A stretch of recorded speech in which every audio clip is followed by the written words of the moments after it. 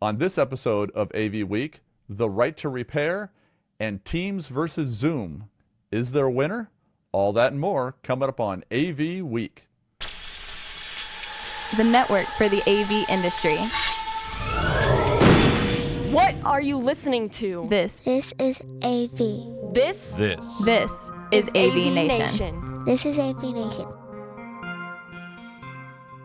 We can't say the future without AI. I mean, there's no way around it. 50% of workers now believe AI is going to improve their experience. When I come into the meeting room, I need a way to incorporate my AI with what's going on in the meeting.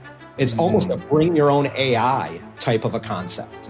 Most of what we do in our day-to-day is going to change significantly. Hear the latest AV trends and predictions in this episode of Crestron's Smarter Spaces podcast on your preferred podcast platform. This is episode 624, Fixing the Collaboration Wars.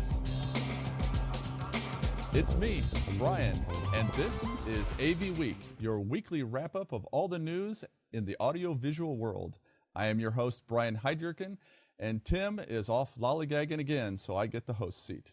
With us here this week, we have Bren Walker. Bren, I forgot to get your title. I know that you have a very long title there at Kierkegaard. Sure. I'm a partner of integrated systems design at Kierkegaard. Oh, you've shortened it up because on LinkedIn it's much longer than that. But it's longer because I was serving a principal role, but we had Clay Benning join us from the Alliance Theater in Atlanta as a principal. So now I've got somebody to do principal work for me, and I get to focus on partner stuff, which is good. That's so much nicer, isn't it? Oh, yes. Thank you. Thanks for being here. And joining us is Bill Natras, Director of Consultant Relations with BiAmp. Welcome, Bill. Thank you, Brian, and good to see you, Brian. Good to see you too, Bill. He's in one of those fancy little huddle spaces that we keep hearing about. How's the privacy? Actually, it's pretty impressive. I can't tell you the name of the company I'm at, but it is actually a new facility. It's been open for about a year, and we've been going through and doing some usability testing and focusing on how our technologies have facilitated into this newer style of architecture. So, but that's not why we're talking today. So I might swing some stuff in, but absolutely. But it's interesting. That is a real quick side note. I went up to NeoCon for the first time in Chicago, and seeing all the furniture and the ideas and the fact that everything is sit stand now, I think is fascinating to me. I'm waiting for sit stand boardroom tables to where, we can have 32 people standing around a table having a meeting just to get that meeting moving a little bit quicker. Would you even have a table? You could, yeah. I mean, nobody's ever had a standing 15-minute board meeting, though, Bill. Exactly. Well, that is very true. That is very true. So, I've tried. Yeah, it's not just about the furniture either anymore. It's turning the workplace into a destination instead of being a workplace. And there's a lot of changes happening from the architecture and interior design side of things. And the technologies have to adapt to it as well. So, sure. Well, we learned that from COVID, right? People hate going to work. Oh, wait. They hate going to the workplace. Let's say that correctly, Brett.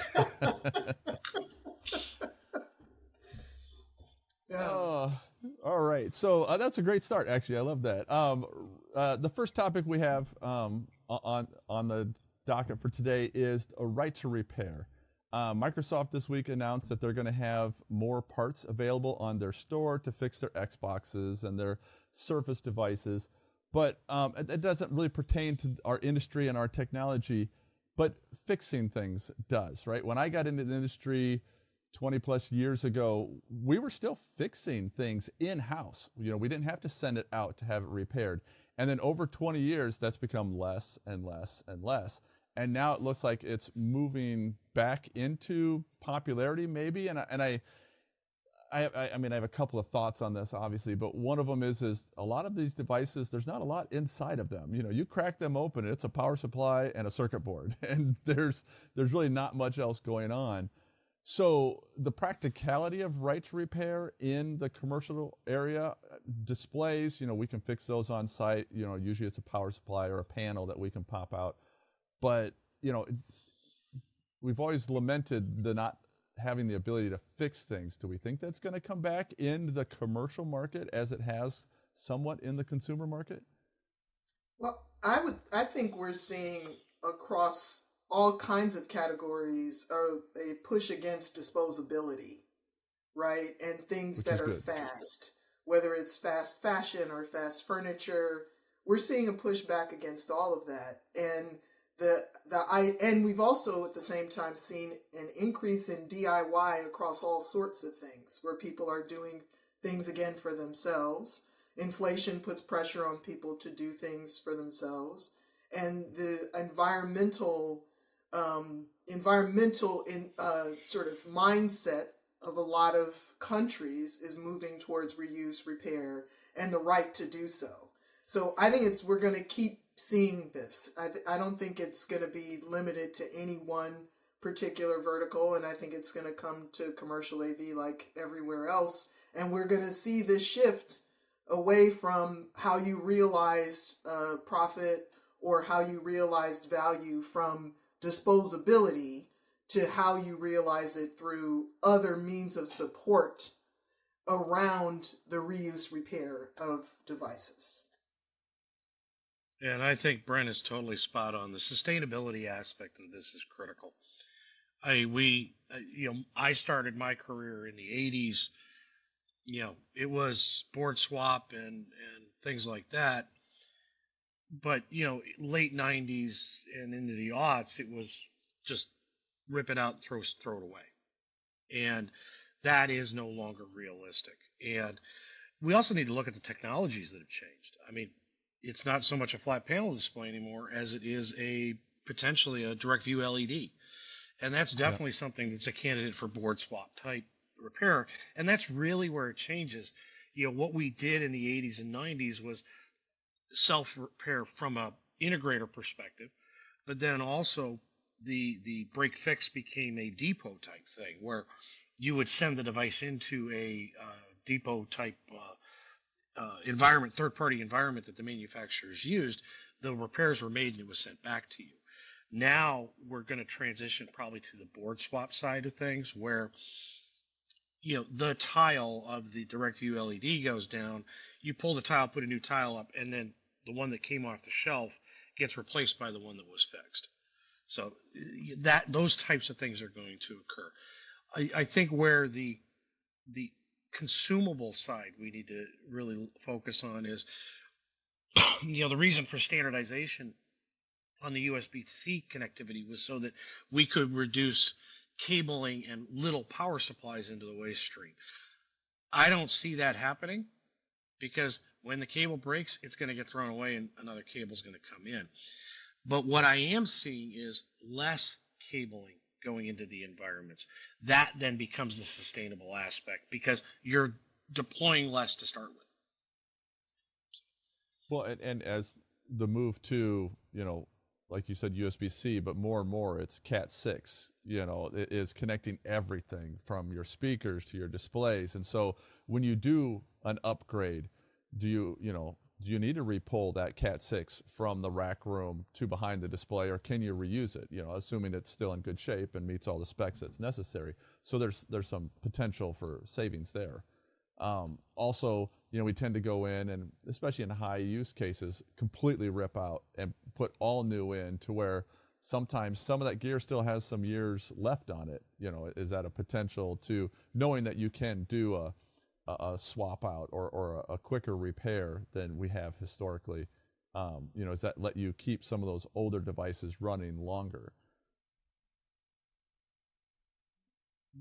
Considering the manufacturer I work for, we just finally killed a product line in December of last year that it was 25 years old. Right. So I totally concur.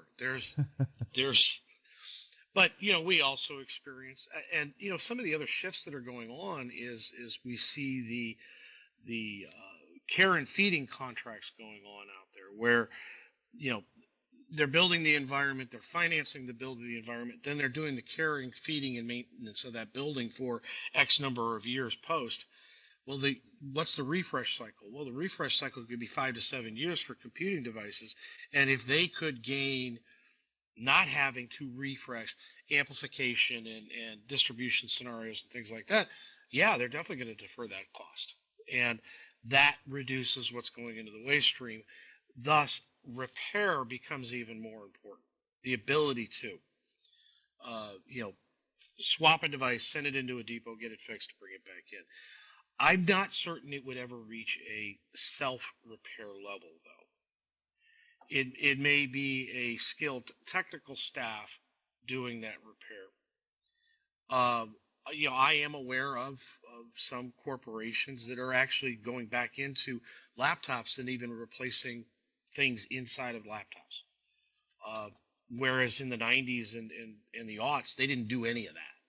Right. So, and the school districts have learned that lesson with the Chromebooks. Most school districts have rooms full of Chromebooks that have something broken, but it's by design cheaper to replace that than to have someone sit there and swap a keyboard out on one into another one, and so then they just sit on them and try and find a use for them someday later until someone decides just to recycle it. Yeah, and they defer until the summer months when they're supposed to have free time, right? Right, exactly. Oh, excellent. I'm really excited about it because I personally, as someone that just fixed their 12-year-old wash machine last week with a $23 part, I'm all for that repair, whether it's done by, the end user or their partner. Having that capability is a pro, and hopefully more people take advantage of that. I agree, certainly. So one of the other things that came out this recently, AV Magazine had an article, Microsoft Teams rooms chosen by 70% of Fortune 500 companies. And, we were talking before the show about everybody has their opinion on Zoom and Teams, right? It's kind of the Pepsi Coke challenge of our time, maybe the same type of cola war. And I use both. I think most people do, right? I know internally we use Teams, but I'm on Zoom calls multiple times a week, still a couple of WebEx calls for the people that are still hanging out there trying to keep that one going. So this adoption rate, is that say anything about how great Teams is, or is this just, well, we're a Microsoft house, we've got Office, this is a small add-in and it works? I would say it's the latter, right? Like, I'd love to know that 70% adoption, how many of those were Google Workplace before and decided to move everything to Microsoft platform. I mean, there's a certain footprint that Microsoft has because of being a legacy player at enterprise. But the product itself, to me, does not persuade people to make that jump. It feels like, well, I won't. It feels like a certain manufacturer's products where people tolerate them because they're so widely used that you have to sort of tolerate them, but it's not out of some great love for the product, right? As a designer, Teams is almost useless to me because we can't draw. I mean, it's, as just one point, but among the other things, the data hogging and, I won't go on. Well, I think to your point, I think there's a lot of, Microsoft Office, I think, is default, right? I know Google has been trying to break that for many years with getting into the education market and hoping that students will grow up using Google's products. And then when they get to the workforce, they will put pressure to continue to use that. I don't know that that's working for them. I don't know of very many non-education based companies that are using Google outside of Google itself and people that work directly for Google. Well, 501c3s love it, but that's because it's a cost savings. But I think one of the things we've got to remember is that yes, an organization like Microsoft is going to capitalize on the fact that people are purchasing Office 365, or is it just called 365 now? I don't even remember. But that's not the same as Microsoft Teams Room. So you have Microsoft Teams, which is what you get as a part of the suite, and now you have Microsoft Teams Room, which is their certification program, and there's the validity, the metrics, the KPIs, the SLAs, and all the stuff that goes behind it. That's where, although Zoom has the same product, the real cost that the enterprise is looking at is the fact that I've already got the monitoring and management programs. Thus, I'm not adding any additional costs. Then there's another piece, and I'm bringing this from the manufacturing perspective. Microsoft has long mandated that to be Teams Room certified, you had to be able to be updatable via USB. So Microsoft, if you update in Windows 11 and have these accessories that are connected to it, Microsoft wants to be able to update those devices through their update services. The enterprise loves that.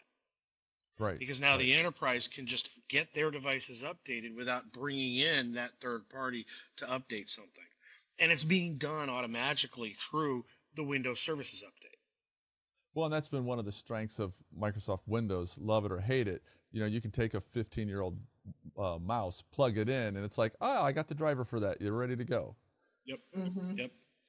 Until you get the 2-year-old mouse that uses the old driver, and then you're in hell. But yeah. I didn't say it was perfect. I just said it works. Yeah. So, and I realized this article was specifically about Teams rooms, but I always, like, when people are comparing Teams and Zoom specifically, it usually focuses around the video conferencing or the conferencing part. I know they both do have a chat feature. You can do phone calls or video calls.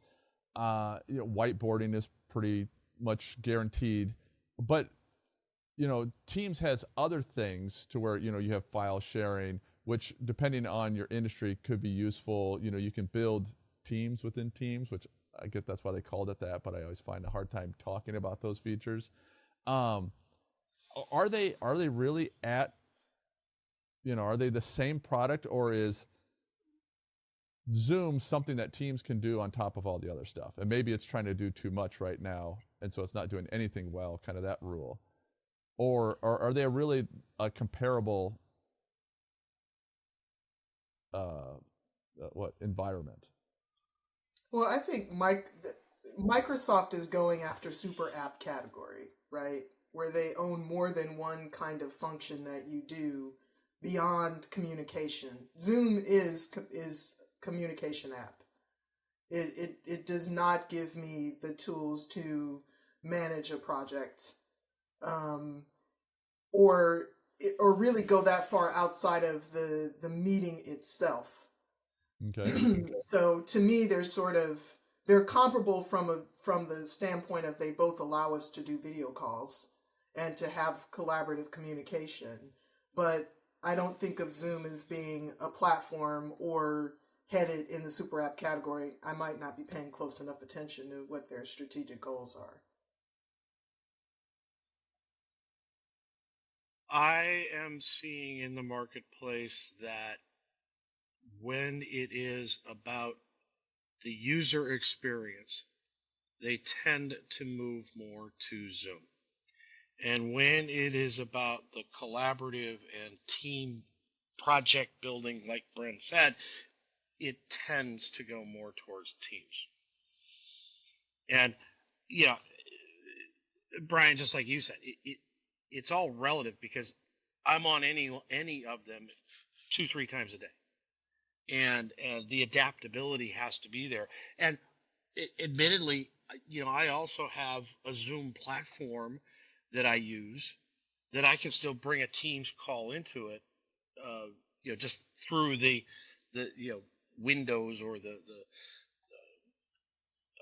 web resources that are out there. So what's the experience? And I see organizations that are like in banking, in financial advisors, things like that. They tend to go towards Zoom because of that user experience. Now, everybody's adaptable too. So, well, I think they are, but one thing they're both doing well is they're kind of rushing towards that interoperability, right? To where if I have correct. a Teams room, I can call it into a Zoom meeting and vice versa. Very, very much, I always describe it to people as, I have an Android phone, but I can call somebody on, an iPhone. No problems. My text may be a different color when we're texting, but other than that, we can still work together. And I think that's kind of, from an integrator standard side, or even from someone that's out teaching people about the technology, that's more important than, are you a Zoom house or are you a Teams house? It's like, can we all work together? Can I call into my client or my client call into me? Or can my team get together, whether that's, Zoom, Slack, Teams, WebEx, Google Meetup. I think Facebook has something out there that they threw in just for, why not? Everybody else is getting into it. Well, Zoom has the easiest user experience to understand out of the gate, right? And well, that's only because Teams keeps changing theirs, and you got to go hunt for it. right, because Teams is a Microsoft product, which means that it is laden with features that people don't use, or that they don't necessarily see the value in, right? Or the extracting the value of those features requires so much time that for you to put in that it's not actually worth it to put the time in to figure out what that value is. Whereas, my 89-year-old aunt can get on a Zoom call. Right. And that has a lot of value, right? I mean, it's like, I have a sister-in-law who's an editor, and the stuff that she does with Word, when I send her a document, it's just like, but it's all baked in there, and you can get really lost in it. But sometimes I just need to type a quick little thing. I don't need to do all of that other stuff. Yes. And if I may, I think the other aspect of this, and this is not so much a Zoom rooms versus a team rooms discussion, it's the fact that we are on these platforms so often in our days. And we're going from our phone to our tablet to a room to a laptop to a and the experience is not always the same on each one of those devices. How you access things is not always the same in each of those devices. Thus, that confusion I mentioned before could just be because I was on a tablet one moment and I'm on a laptop the next. Okay? Or because I had to go from WebEx to Zoom to Teams back to Zoom, etc. We want that simplicity, but the enterprise still needs to manage that resource. So the justification that I could see in what's going on with, what was purported in that 70%. Yes, I do think it's valid in the enterprise. I just think they've got the monitoring and management tools. So, as I mentioned earlier, so is this the cola wars of the 80s, to where they kind of get to a point to where it's Pepsi Coke, or is this more like the search wars of the 90s, to where Google's sitting at like 93% of global search requests? Is one of these two going to beat out, or are we just going to live with both of them and hope they work well together? I don't think that Zoom is going away, right? It's less of both of those to me, and maybe more sort of like I don't know, trying to think of an analogy that's more accurate. Yes, you still have this behemoth, and the behemoth is still gonna have its footprint in enterprise. They've got the sales channels, they've got everything to own that, the Fortune 500.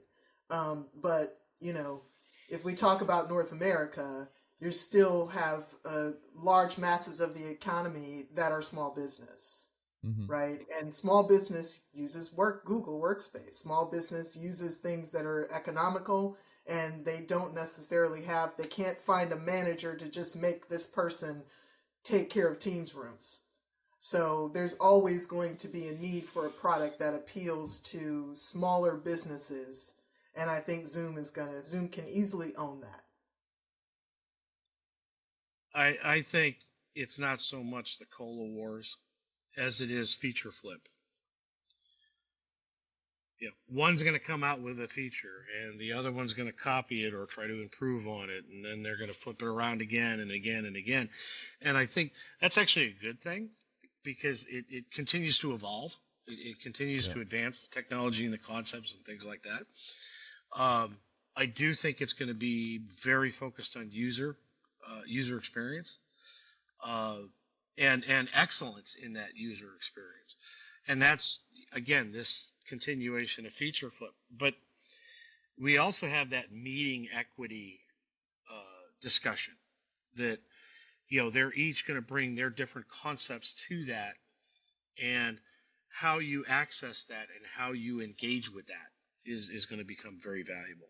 So it's not, I don't think it's so much as platform standardization as it's going to be corporate communication needs and which one best suits what those needs. And then there's the aspect of how do I support it. And, when Bren's right, in the small to medium sized business, how are they supporting things? Well, I'm going to let it be Zoom's problem. I'm going to let them manage it in the cloud. And let's also not forget, Zoom is fully managed in the cloud. So if you're trying to utilize Zoom's meeting room control functions, which they're there, it's in the cloud. Whereas Teams is in the device itself in the room. So to get to that single pane of glass, you do have technology differences between those two. And I'm talking specifically about the Zoom rooms and the Microsoft Teams rooms. Sure. So, Teams rooms, that control port, that control functionality of display, lighting, shades, etc., is actually in that UC device. Whereas Zoom, it's up in the cloud. So there could be lag. That detracts from user experience. Also, that becomes harder to manage. So what's your tolerance level, right? What is your tolerance level? Exactly. Is this acceptable? I mean, we still use cell phones, and they still drop calls. And we still use cell phones, right? They're actually really terrible at making phone calls. Everything else they do pretty well, but making phone calls. No, that's the smart side. And that's actually probably, a more, you think about cell phones, mobile providers, to me, that's probably a more apt comparison compared to the colas, right? Like there will not be one single mobile provider. I mean, I live in Canada, which is a very small market compared to the US, and we don't have one single mobile provider. So I think this is the same. It won't be one company wins out altogether, because I just think that the market is big enough for there to be more than one substantial player. So Android versus iPhone. Mm-hmm. Well, and the good news is then us as the users win, right? Because as they add features and they fight for that dominance, right now we can be avatars in either one. And I know that's just incredible for everybody's meeting to be some cartoon caricature of themselves. It makes everything better. I don't see that one being corporately acceptable, but we move on. No one cares. I did it a couple. It's fun for a little bit, and then everybody turns it back off again. So, Not to mention putting a cat filter on. Right. That's exactly what I was thinking of. No one cares. No one cares. If we can make the meetings better, I'll use either one of them. If we can just get to the point, get the meeting done so I can get on to doing what I need to do, even though part of that is to have that meeting. Thank you guys very much for being here this week. I thought that was a great conversation. I know, it gets pretty heated when you're talking that Zoom Teams thing. But if we're stuck with both of them, I'm perfectly okay with that, and we can keep adding those features. Brent, I guess that's the thing, Brian. I never feel stuck when I use Zoom, right? But man, I've had moments when I've been traveling abroad and had a Teams meeting and it chewed up nearly 1 gigabyte of data, and I'm like, what the hell, man? So anyway, that's just me. Video That's quality. just me being a cranky designer. We gotta get you a better data cap on your plan when you're traveling. Oh, it's unlimited data. That's not the issue. The issue is you have one meeting and you see that number going, and you're like, what? Anyway, there's room for both. There's room for all of it. There's room for Avis and for Hertz, for Coke and for Pepsi, Android and iPhone. There's room for all of it. And maybe someone else can come in and shake it up a little bit. We'll see. It's tough. Maybe Those you two never know. They're pretty dominant. But Brand, if someone wants to reach out to you and get a hold of you, where's the best place to do that, or how? Bren@kirkgard.com, or LinkedIn, you can find me, Brenda J. Walker. I found you today, so. I don't do the Twitters or the Threads or the X's or any of that. It's X now. The X. Yeah, it's still not getting my time. Until they pay me for content, I'm not coming. He's been sitting on X.com for like 30 years and been needing to sell it to somebody, so he bought a company and sold it to them, I think. Bill, if people want to reach out to you, what's the best way? Well, there's the bill.natras at Biamp.com and the bill.natras out in the Twitterverse. And then there's the L. William Natras in LinkedIn. And the L. William part, that's my parents' fault. So Blaming mom and dad. So Well, you're thank not you going to again. tell us what that L stands for? Oh, that's actually a neat little secret that few in the industry know, but when they do know it, they laugh. All right, I got to So it could be find like- you for a drink at Infocom next year. So, I'm thinking Leslie sounds good, but it's not. It's worse.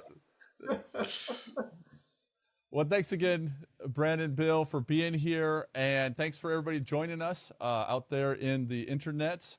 Don't forget to check out AVNation.tv or any place you find your favorite podcast to find more episodes of AV Week, or check out some other AVNation podcasts such as Architect, which has been newly rebooted. There's a new host. I hear he's a really nice guy, and they talk about architects. They talk with architects about technology and the building industry. I hope you guys all have a great week, and we will see you next time.